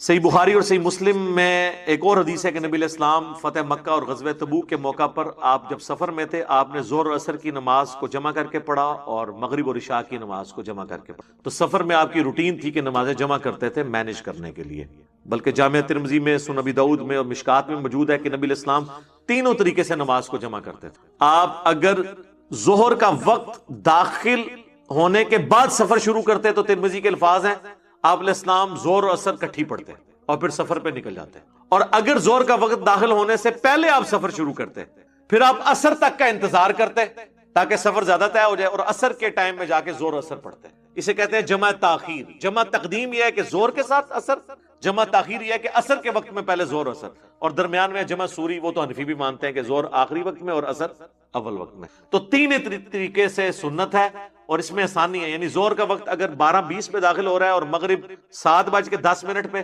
تو 12:20 سے 7:10 تک کسی بھی وقت دونوں نمازیں جمع ہو سکتی، اور مغرب کا وقت داخل ہو رہا ہے 7:10 پہ اور فجر کا وقت وہاں پہ شروع ہو رہا ہے جا کے صبح تقریباً کوئی 3:45 کے قریب یا 3:30 کے قریب، تو پوری رات میں کسی بھی وقت آپ مغرب اور عشاء جمع کر سکتے۔ جمع تقدیم، جمع تاخیر، جمع سوری، تینوں طریقے سے سنت ہے۔ بلکہ صحیح مسلم میں اوپر تلے 10 احادیث ہیں کہ نبی علیہ السلام نے بغیر خوف کے، بغیر بارش کے اور بغیر سفر کے، یعنی مدینہ شریف میں ظہر اور عصر کی نمازیں جمع کی اور مغرب اور عشاء کی نمازوں کو بھی جمع کیا۔ ابن عباس سے تابعین نے پوچھا کہ اللہ کے نبی علیہ السلام نے یہ عمل کیوں کیا تھا؟ تو انہوں نے کہا اس لیے تاکہ امت کے لیے اس معاملے میں آسانی ہو جائے اور کوئی حرج یعنی تنگی باقی نہ رہے، جو امت سے چھین لی گئی اور آپ کو تنگی میں ڈال دیا۔ دیکھیں نا کتنی بڑی مصیبت کھڑی کر دی، یہ امت کو آسانی دی گئی تھی، انہوں نے کہا نہیں ہم ڈیفائن کریں گے جی، ہر نماز کا ٹائم ہے جی۔ اور اچھا اس حدیث سے یہ بھی پتا چلا کہ خوف، بارش اور سفر کے بغیر بھی جمع کرتے تھے، تو مراد کیا ہوا؟ سفر میں اور خوف میں اور بارش میں تو ضروری جمع کرتے تھے، بلکہ بخاری مسلم میں آتا ہے کہ بارش میں تو نبی علیہ السلام اذان میں کہتے تھے سلو فی الرحال، کہلوا دیتے تھے گھروں میں ہی نماز پڑھو۔ ابن عباس کہتے ہیں جمعے کا دن ابن عباس نے بھی یہ اناؤنسمنٹ کرائی اور کہا کہ نبی علیہ السلام بھی یہ نہیں چاہتے تھے کہ تم کیچڑ میں لپٹتے ہوئے مسجد میں پہنچو، تو گھروں میں ہی پڑھ لو، جمعے کی نماز جس کی اتنی تاکید ہے وہ بھی گھر میں ہی پڑھو، اس کی جگہ یعنی ظہر کی نماز پڑھ لو، تو یہ آسانی ہے الحمدللہ۔ اچھا بخاری و مسلم میں وہ جو حدیث ہے حجۃ الوداع والی، وہ اس چیز کا ثبوت ہے کہ نبی علیہ السلام نے جمعے کے دن حج آیا تھا یوم عرفہ، لیکن آپ نے ظہر کی نماز ادا کی، تو اس سے پتہ چلا کہ مسافر کے اوپر جمعے کی نماز نہیں ہے، پڑھ لے تو جائز ہے، لیکن وہ بھی حج والا جو معاملہ ہے اس میں تو نہیں کرے گا۔ حج کی تو یہ خصوصیت ہے کہ وہاں تو آپ نے مسجد خیف کے اندر آپ دیکھیں، اور ادھر دوسری وہ جو مسجد نمرہ ہے عرفات کے اندر، اس کے اندر یعنی جمعہ جب آتا ہے چاہے وہ یوم عرفہ کو آئے یا باقی حج کے دنوں میں آئے، تو جمعے کی نماز نہیں ہوتی، 2 ظہر کے فرض ہوتے ہیں اور 2 عصر کے فرض ہوتے ہیں۔ میں نے تو خود پڑھی ہوئی ہے الحمدللہ دونوں جگہ، تو یہ میں نے یعنی آپ کو اس لیے علم میں اضافے کے طور پہ یہ بات بتا دی۔ باقی حنفیوں کے نزدیک تو یہ ہے کہ آپ نے چونکہ وہاں پہ اگر 15 دن سے آپ کا کم قیام ہے پھر تو آپ قصر پڑھیں گے، اگر اس سے زیادہ ہے تو آپ پوری پڑھیں گے۔ اور باقاعدہ انہوں نے تو ان کے عالم صاحب نے تو مشورہ دیا ہوا ہے کہ چونکہ حنفی زیادہ ہوتے ہیں تو سعودی عرب والوں کو چاہیے کہ وہ جو امام کعبہ انہوں نے وہاں رکھا ہوا ہے نا، وہ تو مقیم ہوتا ہے اور لیکن وہ پڑھا رہا ہوتا ہے سفری نماز، حالانکہ حج کی خصوصیت ہے سفری نماز یعنی نماز 2 فرض پڑھنا۔ وہ کہتے ہیں ہمارے نزدیک تو اس کے پیچھے ہماری نماز نہیں ہوگی کیونکہ اس کی اپنی نہیں ہو رہی، 4 پڑھنے تھے اس نے 2 پڑھ دیے، تو کہتے ہیں کہ ہمارا مشورہ ہے کہ سعودی حکومت حج کے دنوں میں نا اس کو تقریباً کوئی 70-80 کلومیٹر کا سفر گاڑی میں کروائے اور جا کے اینڈ ساری یہ لکھا ہوا ہے فقہ حنفی میں کتابوں کے اندر، تو سفر کروائے تاکہ وہ مسافر ہو جائے اور اینڈ پہ جا کے وہاں پہ مسجد نمرہ میں یا وہاں اتار دے، تاکہ پھر وہ ہمارے نزدیک بھی یعنی ہیلے تو تمہیں پتہ ماسٹر نے ہیلے بنانے تھے، یہ تو کچھ بھی کر سکتے ہیں، تو کہتے گڈی تے سیر کراؤ انہوں جعلی مسافر بنا دیو تاکہ تو تسی بھی جعلی نیتی کر کے پڑھ لو، جو کام ہی جعلی کرنے نے سارے، تو یہ انہوں نے باقاعدہ مسئلہ جو ہے نا وہ لکھا ہوا ہے اپنی وہ جو حج سے متعلق کتاب ہے۔ اچھا یہاں پہ اب ایک اور چیز جو بڑی امپورٹنٹ ہے کہ کتنے دن کے لیے جائے تو وہ مسافر ہوگا، وہ صحیح بخاری میں ہے کہ 19 دن کا نبی علیہ السلام 19 دن سے کم کا جب قیام کیا کرتے تھے یا 19 دن کے برابر اور اس سے زیادہ نہ ہوتا تو نبی صلی اللہ علیہ وآلہ وسلم نمازوں کو قصر کیا کرتے۔ حنفیوں کے نزدیک 15 دن ہے، 15 دن والا قول بھی جامعہ ترمذی میں بلا سند ہے، لیکن مصنف ابن ابی شیبہ میں، مصنف عبد الرزاق میں موجود ہے کہ عبداللہ ابن عمر اگر 15 دن کے لیے کہیں جاتے تو وہ اپنے آپ کو مقیم تصور کرتے، 15 دن سے کم کو وہ مسافر سمجھتے۔ 15 والی بھی بات ہے، 19 دن والی بھی ہے، بہرحال 15 دن بھی بہت ہے۔ جو لوگ ہر ویکینڈ پہ گھر واپس آتے ہیں، ایون 2 ویکینڈ کے بعد بھی ہیں، تب بھی وہ سب کے نزدیک مسافر ہیں۔ اور اس میں جو ڈرائیور ہیں جو روزانہ واپس آ جاتے ہیں، دوسرے شہروں میں جاتے ہیں، وہ روزانہ نماز قصر بھی کریں، نماز جمع بھی کریں، آسانی ہے۔ اس طرح باہر کے ملکوں میں جو سب ویز کے اندر لوگ اتنی ٹریولنگ کر کے جاتے ہیں، وہ نمازوں کو جمع بھی کریں اور قصر پڑھیں۔ وہ اس کی یعنی کتنا وہ فاصلہ ہونا چاہیے وہ میں اینڈ کے اندر یعنی ڈسکس کرتا ہوں۔ ابھی تو میں اس کو ڈسکس کروں کتنے دن کے لیے، تو وہ تو 1 دن کے لیے گئے ہوتے ہیں، واپس آ جاتے ہیں۔ اس طریقے سے ایک بندہ کراچی سے چلا اور اس نے پشاور جانا ہے، راستے میں 10 مہمانوں کے گھر اگر وہ 10 دن بھی رکتا جائے، ہر جگہ ہی وہ قصر نماز پڑھتا چلا جائے گا، کیونکہ الٹیمیٹلی تو اس نے وہاں جانا ہے، تو وہ مسافر ہے۔ تو ڈرائیور ہو، اسٹوڈنٹ ہو، ہاسٹل میں رہ رہا ہے اور ہر ہفتے یا 2 ہفتے بعد واپس آ جاتا ہے، تو یہ نہیں ہے کہ اب وہ مقیم ہو گیا وہاں پہ۔ بے شک وہ 5 سال کے لیے گیا ہے، لیکن ہے تو غریب الوطن ہے نا، اس لیے تو گھر واپس آتا ہے۔ ہاں، جس دفعہ وہ 15 دن یا 19 دن سے زیادہ رکتا ہے، اس دفعہ وہ پوری نماز پڑھ لے۔ عام دنوں میں وہ مسافر بھی ہے، ہاسٹل کے اندر جو اسٹوڈنٹس ہیں وہ قصر نماز ہی پڑھیں گے۔ یہ ساری وہ چیزیں جو لوگ پوچھتے ہیں، پریکٹیکلی ہم بھی اس سے گزرے تو وہ ان کے لیے آسانی ہے۔ باقی اگر کیٹاسٹرافک کنڈیشن ہو تو پھر آپ بے شک 6 مہینے تک پڑھیں۔ سنن کبریٰ البیہقی میں آتا ہے، عبداللہ ابن عمر کہتے ہیں کہ ہم آذربائیجان کی جنگ کے لیے، رشیا کی جنگ کے لیے حضرت عثمان کے دور میں جب گئے تو ہم نے 6 مہینے تک قصر نماز پڑھی ایک جگہ، کیونکہ برف باری شروع ہو گئی تھی۔ تو آج کل کرتے 6 مہینے گزر گئے، ان کی نیت تو وہاں رکنے کی نہیں تھی نا، آج برف باری رکے تو ہم چل پڑیں گے۔ تو اس طرح اگر کسی کی پوری زندگی بھی گزر جاتی ہے، اس کی نیت نہیں تھی رکنے کی، بھائی کل صورتحال، یا کوئی بندہ یہاں سے گیا ہے کسی مریض کے پاس تیمارداری کے لیے ہاسپٹل کے اندر، اور یہاں سے اس کی نیت تھی کہ 2 دن بعد جان چھوٹ جائے گی، ڈاکٹر کہتے ہیں نہیں جی 2 دن اور لگ جائیں گے، اس طرح 2 دن 1 دن کرتے 1 سال بھی وہ وہاں پہ رہے، وہ حالت خوف میں بھی ہے، حالت سفر میں بھی ہے، وہ قصر نماز پڑھتا رہے تو اس کے اوپر کوئی گرفت نہیں ہے۔ یہ حدیث ثبوت ہے اس بات کی، الحمدللہ۔ اب آ جائیں وہ مسافت کتنی ہو، تو صحیح مسلم میں 3 فراسخ یا 3 فرسخ کہہ لیں آپ، جمع فراسخ، جو 9 میل بنتا ہے، عربک 9 میل۔ یہ میل کا لفظ عربی میں ہے، یہ مائل جو آیا نا یہ عربی سے انگلش میں آیا ہے، بیسیکلی یہ عربی کا لفظ ہے، اور وہ آلموسٹ آپ بہت کھلے دل سے بھی لگائیں نا تو تقریباً یہ کوئی کتاب نہیں ہے۔ اکثر لوگ پوچھتے ہیں کتاب کہاں سے ملے گی، یہ کتاب نہیں، یہ ان کا ماہنامہ ایک رسالہ نکلتا تھا، ظاہر ہے وہ ان کی زندگی میں نکلتا تھا، ختم ہو گیا۔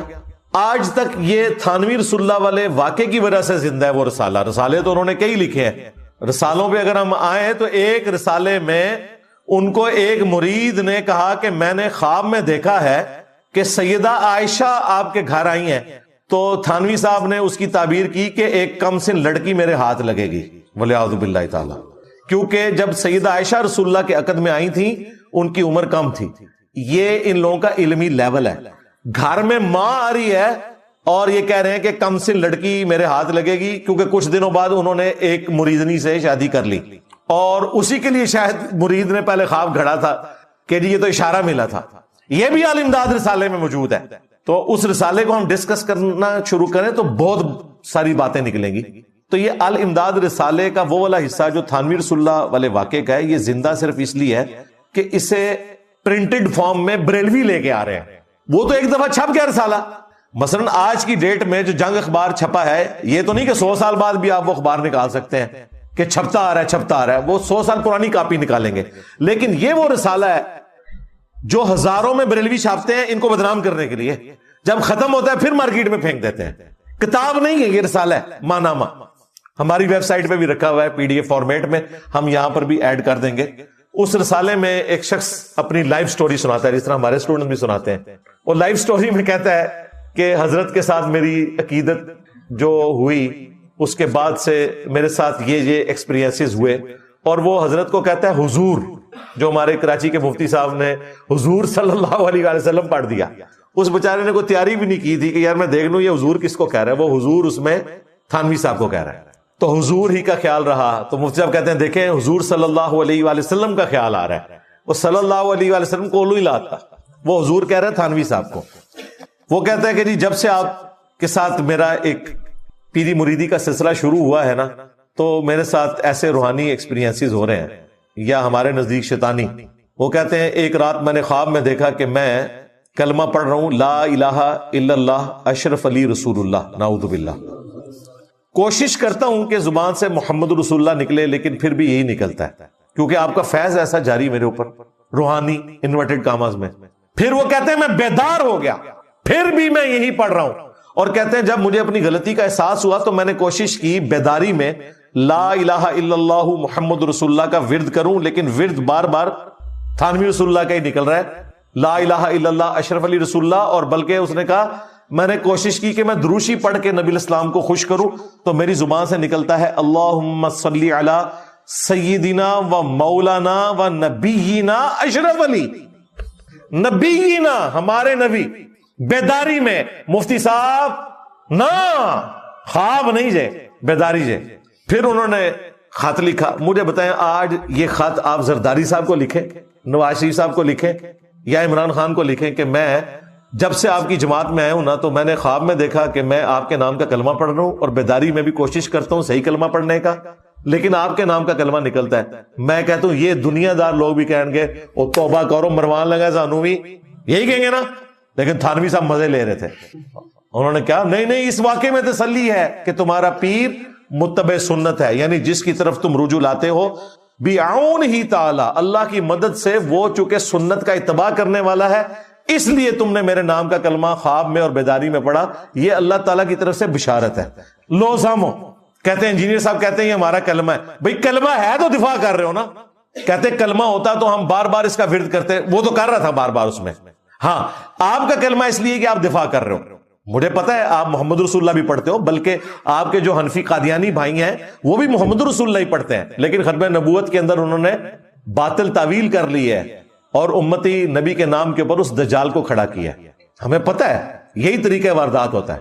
تو وہ کہتے ہیں خواب، یہ تو پہلا جھوٹ پکڑا گیا، اس پہ معافی مانگ، یہ خواب نہیں ہے، بیداری بھی ہے.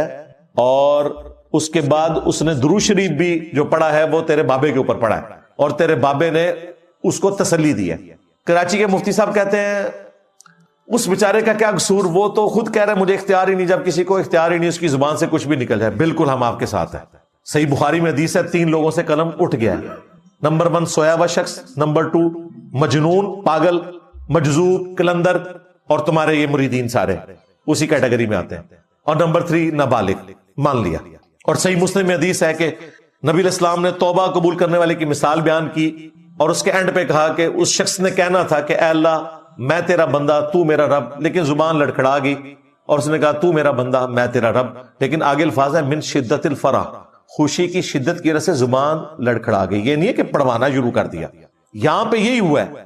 اگر اسے اختیار نہیں تھا تو ہم بابی کو نہیں بابے کو کہہ رہے ہیں کہ چلو بابی کو تو نہیں تھا، بابے کے ماننے والے کو. بابے کو جب خط ملا اس کا تو کام تھا نا کہ بھائی توبہ کر، شیطان چڑھا ہوا ہے تیرے اوپر. وہ کہتا ہے نہیں اس واقعے میں تسلی تھی. کسی مسلمان کے سامنے آپ یہ جسٹیفائی نہیں کر سکتے چونکہ انہوں نے اپنے علماء کو خدا مانا ہوا ہے. اتخذوا احبارهم ورهبانهم اربابا من دون اللہ. یہود و نصارہ نے بھی اپنے علماء کو، درویشوں کو، احبار اور رہبان کو رب مان لیا تھا اللہ کے مقابلے پر، اس لیے یہ ان کی غلطی ماننے کے لیے تیار ہی نہیں ہے.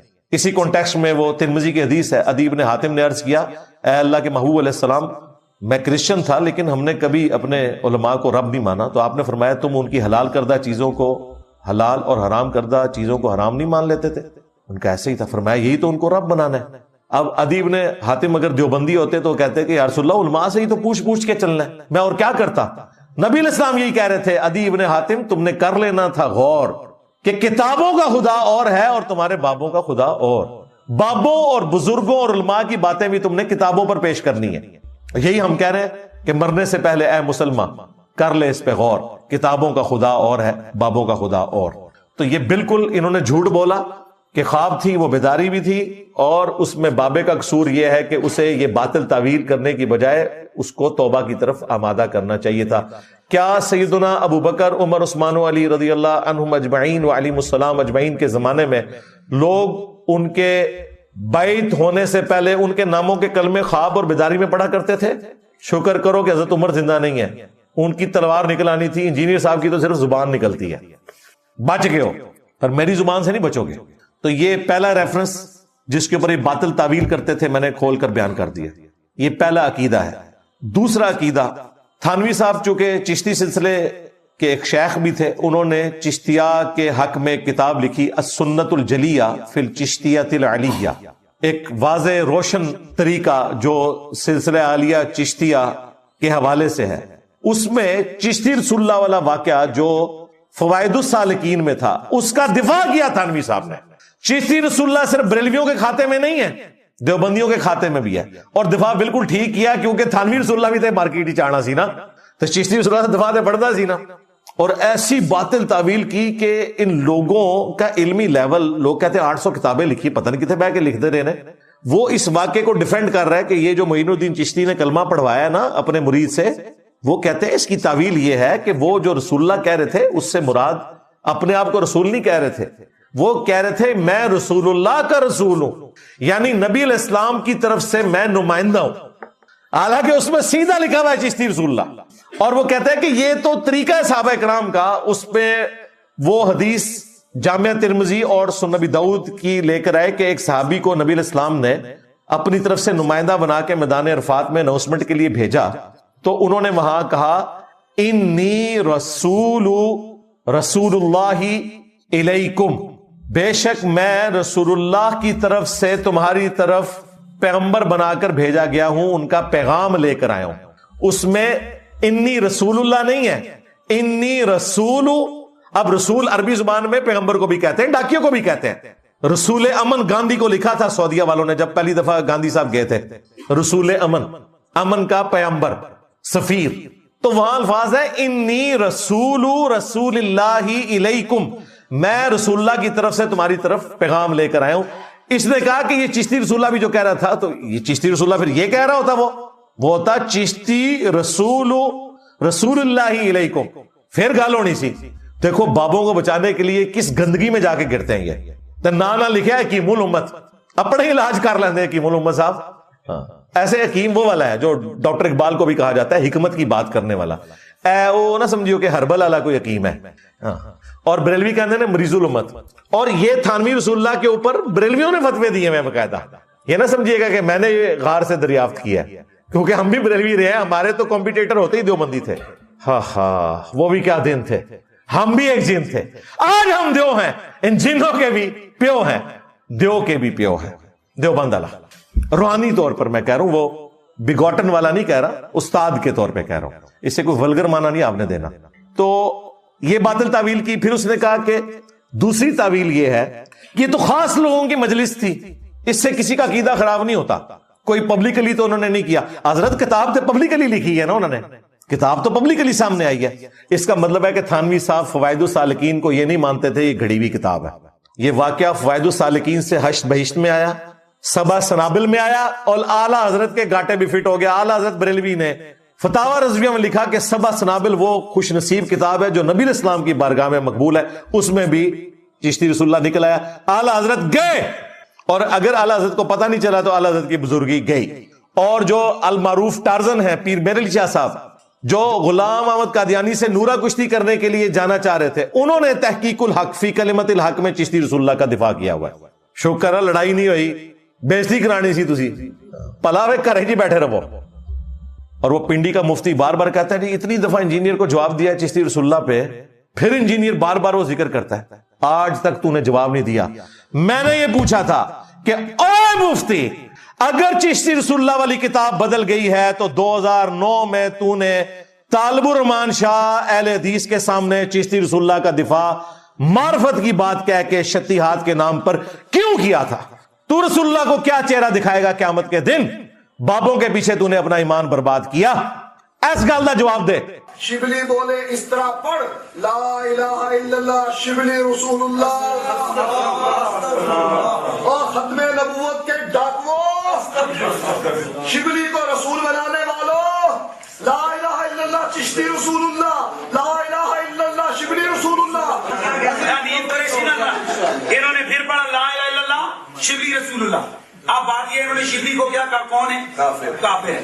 ان کے علماء نے لکھا شبلی نے جتنی باتیں کی حالت سکر اور مستی میں کی، خبردار زینہار ہرگز ایسے صوفیاء کے بارے میں زبان نہ کھولنا. تم بکی جا رہے ہو، تمہارے کافر کہہ رہے نہ کھولنا، تم بکی جا رہے ہو. خبردار زینہار ہرگز ایسے صوفیاء کے بارے میں زبان نہ کھولنا. تم بکی جا رہے ہو، تمہارے کافر کہہ رہے نہ کھولنا، تم بکی جا رہے ہو. اور آپ کو مزے کی بات بتاؤں، یہ ہمارے جو ڈاکٹر احمد نصیر صاحب آج کل ایک مشہور ہوئے ہیں نا پوڈ کاسٹر، انہوں نے حنیف قریشی صاحب کی پوڈ کاسٹ کی تو انہوں نے سٹارٹ میں کہا کہ وہ مناظرے کے بارے میں میرے کو نہیں پوچھنا، یہ پہلے منوایا ہے کہ اس پہ نہیں پوچھنا، پھر بھی اس نے پوچھ لیا، اس نے جواب ہی نہیں دیا.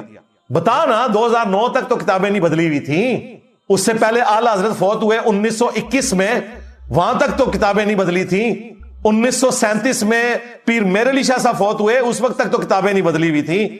1944 میں اشرف تھانوی صاحب فوت ہوئے، تمہارے چاچو، اس وقت تک تو کتابیں نہیں بدلی ہوئی تھی. السنت الجلیہ میں وہ دفاع کر رہے ہیں. اور دیوبندیوں تمہارے ابے نے دفاع کیا، یعنی کہ تھانوی صاحب نے، اور تمہارے دونوں تائے یعنی اعلی حضرت بریلوی اور اعلی حضرت گولڈوی دونوں نے بھی دفاع کیا ہوا ہے. گلے لگ کے رو ایک دوے نال.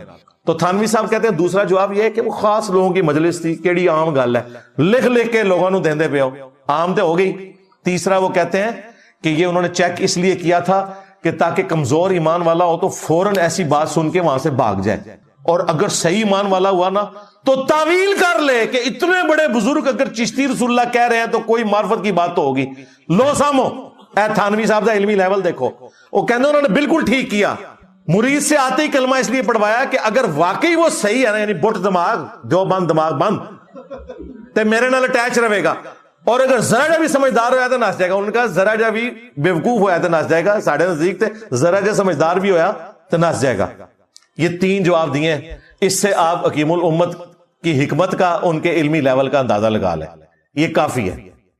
تیسرا عقیدہ، اب یہ جو اگلے تین عقیدے ہیں، تیسرا چوتھا اور پانچواں، المحند علی المفند، جو علماء دیوبند نے حسام الحرمین کے مقابلے پر کتاب لکھی. جب اعلی حضرت نے ان کے علماء کو کافر کہا تو انہوں نے جواب میں کہا کہ یہ شیطانی لشکر ہیں جو ہم پہ حملہ آور ہوئے ہیں، اور المحند ہند کی تلوار سے ٹھیائے ہوئے بابے المفند احمد بریلوی کے اوپر. اس پہ تھانوی صاحب کے سگنیچر بھی ہیں، میں ہوں اشرف علی تھانوی حنفی چشتی، سٹارٹ میں انہوں نے لکھا، اور کافی سارے مولویوں کے سگنیچر ہیں. اس میں تین عقیدے میں نے ان کو 2009 سے ہائی لائٹ کر رہا ہوں. میرا پورا ریسرچ پیپر ہے قبروں سے فیض کے عقیدے کا تحقیقی جائزہ. اس میں یہ عقیدہ نمبر 3 المحند میں لکھتے ہیں جہاں تک بزرگوں کی قبروں اور سینوں سے فیض لینے کا تعلق ہے تو بلا شبہ ہم اس کے قائل ہیں. کون؟ دیوبندی. بریلویوں کو کہتے ہیں نا مشرک. اور کیا کہہ رہے ہیں؟ ہم بزرگوں کی قبروں اور سینوں سے فیض لینے کے قائل ہیں، لیکن اس طریقے پہ نہیں جو عوام میں ہے، بلکہ اس طریقے پہ جو خواص کو معلوم ہے. وہ دسو کی تھے جی؟ وہ کہتے ہیں کراچی کے مفتی نے بھی تعویل کی، ان کا خاص کا طریقہ یہ ہے جس طرح حضرت عمر نے خواہش کی تھی میں قبر رسول کے ساتھ دفن ہو جاؤں، اور مفتی صاحب یہ کہانیاں بند کرو، یہ بات نہیں ہے. آپ کو آپ کا عقیدہ بھی ہم نے سمجھانا ہے، کیونکہ آپ نے خود ویڈیو میں مانا ہے کہ ہم تو ڈگری کر کے فارغ ہو گئے تھے، ہمیں نہیں پتا تھا المحند میں کیا لکھا ہے، انجینئر صاحب نے نکالا ہے. تو اب انجینئر صاحب بتائیں گے کہ المحند میں کیا لکھا ہوا ہے، آپ نہیں بتاؤ گے. قبروں سے فیض یہ ہے کہ خود اشرف تھانوی نے ارواح ثلاثہ کتاب میں 3 بزرگوں کے حالات لکھے ہیں. اس میں قاسم نانوتوی جو مدرسہ دیوبند کے بانی ہیں، ان کے بارے میں لکھا کہ مرنے کے 6 سال کے بعد اپنی قبر سے نکلے، خواب میں نہیں بیداری میں. مولویوں کی صلح کروا کے 2 دیوبندیوں کے مولوی آپس میں لڑے تھے، دوبارہ قبر میں واپس چلے گئے، اور وہ کہتے ہیں ہو سکتا ہے کہ روح نے اپنا جسم قبر سے نکالا ہو، یا کوئی مثالی جسم تیار کر کے اس میں روح آئی ہو اور جسمانی طور پہ باہر نکل آئی. لکھے ہے تھانوی صاحب نے، ادھی شرح بھی تلے لکھی تھی شرح. اور جس بابے کے پاس آئے تھے نا، جو کہ قاسم نانوتوی صاحب کے تو بچوں کی مانند تھا، مولوی صاحب، سخت سردیوں کے اندر بھی لحاف کے اندر اس کا پسینہ چھوٹ گیا تھا جب اس نے دیکھا کہ حضرت نانوتوی آ گئے ہیں. ظاہر ہے کہ مردہ اگر آپ کے سامنے آ جائے تو مولوی کا بھی پسینہ نکل جاتا ہے، ہو سکتا ہے کچھ اور بھی نکل گیا ہو. ہاں، مردہ کو دیکھ لے بندہ 6 سال بعد، خواب نہیں. یہ ہے قبروں سے فیض. اس کے علاوہ ان کے بزرگ قبروں کی مٹی چاٹا کرتے تھے. یہ سارے واقعات میں نے قبروں سے فیض کے عقیدے کا تحقیقی جائزہ، کئی واقعات ان کے لکھے ہیں، آج تک یہ جواب نہیں دیکھ سکے ان باتوں کا جس پہ یہ بریلویوں کو تان کرتے تھے. ہم نے بتایا دونوں ایک ہی تھے، بعد میں تھوڑا انہوں نے آپس میں فرنچائز لادا کر لی ہیں، پیچھے سے ایک ہے. اور سینوں سے فیض، وہ تو مشہور زمانہ، میاں لوگ کیا کہیں گے، وہ والا واقعہ. کہتے ہیں جلسے کا موقع تھا، تھانوی صاحب کی بمشکل عمر 16 سال تھی اس وقت. قاسم نانوتوی صاحب کو رشید احمد گنگوئی نے پبلکلی ٹین ایجرز بچوں کے سامنے مدرسوں کے ان کو یہ تعلیم دے رہے ہیں. چارپائی پہ لٹایا، پہلے کہا کہ یہاں ہمارے قریب آؤ، یہاں پر لیٹ جاؤ، پتہ نہیں کیسے کیسے وہ الفاظ ہیں، میں نے وہ اگلے دن سارے سنائے تھے آپ کو. پھر عاشق صادق کی طرح اس کے ساتھ لیٹ گئے اور اپنا ہاتھ اس کے سینے پہ رکھا جیسے ایک عاشق لطف حاصل کرتا ہے. وہ سارا کچھ لکھا ہوا ہے کیونکہ یہ عشق مجازی سے عشق حقیقی کی طرف جانے والے لوگ ہیں نا, یہ اس وجہ سے وہ کر رہے ہوتے ہیں. تو یہ سینے سے فیض انہوں نے پہنچایا, اور اس کی اگلی قسط وہ اس سے بھی زیادہ خطرناک ہے. جب یہ سینے سے فیض پہنچا رہے تھے نا تو قاسم نوتوی صاحب کو تو سمجھ آ گئی کہ یہ کیا ہو رہا ہے. انہوں نے کہا میاں لوگ کیا کہیں گے؟ تو رشید احمد گنگوئی نے کہا کہ لوگوں کو کہنے دو جو کہتے ہیں, یہ تو دیوبند دماغ بند ہے, کہنے دو جو کہتے ہیں. اگلی قسط یہ ہے, عاشق الہی میرٹھی صاحب جو ان کے بڑے عالم تھے, انہوں نے تذکرۃ الرشید میں ان کے حالات و واقعات لکھے کہ رشید احمد گنگوئی صاحب کہتے ہیں کہ میں نے ایک رات خواب میں دیکھا کہ قاسم میاں دلہن کی شکل میں میرے عقد میں آیا. انہوں نے یہ نہیں کہا کہ میں نے اپنی دلہن خواب میں قاسم کی شکل میں دیکھی ہے, نہیں, قاسم دلہن کی شکل میں میرے عقد میں آیا ہے. اور تنو خواب آئی بھی سی تے ماما لکھنے دی کیڑی ضرورت سی. پھر کہتے ہیں کہ ہمیں ایک دوسرے سے نفع پہنچا جو ایک میاں بیوی کو پہنچتا ہے, وہی جو آپ سمجھ رہے ہیں, وہی